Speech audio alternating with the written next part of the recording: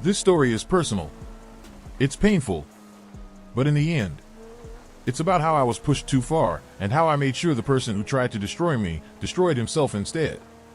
So I was 18, a junior in high school, living in Oklahoma, not exactly the easiest place to be openly gay. I had just been released from a mental hospital after a suicide attempt. I'd lost one of the only family members who ever accepted me for who I was. The one bright spot I had left? Theater. It was the only extracurricular I cared about. The director, she treated me like the mom I never had. At least, outside of rehearsals. During show season, she'd flip, calling us worthless, putting everyone down. But I put up with it, because theater was all I had. I'd spent all of high school grinding to become drama club president. I was the only freshman inducted as a thespian. I showed up, I worked hard, I supported everyone. This was supposed to be my win. Then the votes came in. I lost.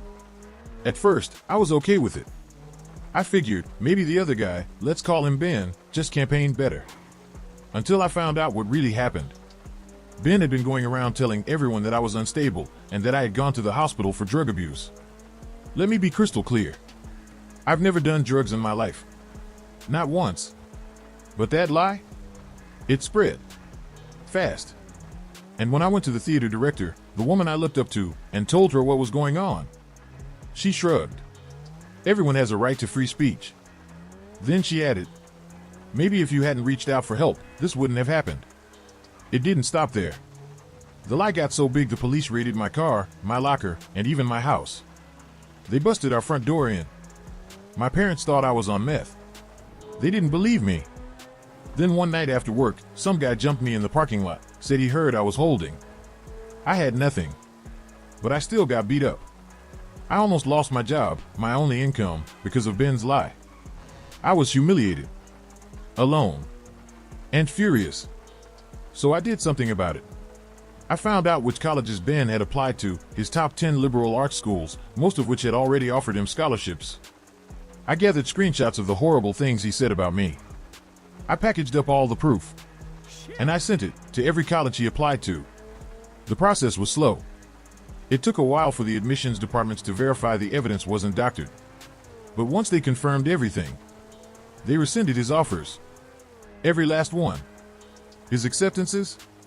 Gone. Scholarships? Pulled. Deadlines? Missed.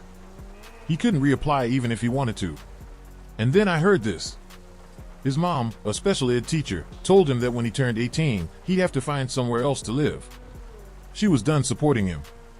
Now, he has no college, no scholarships, no home, no plan.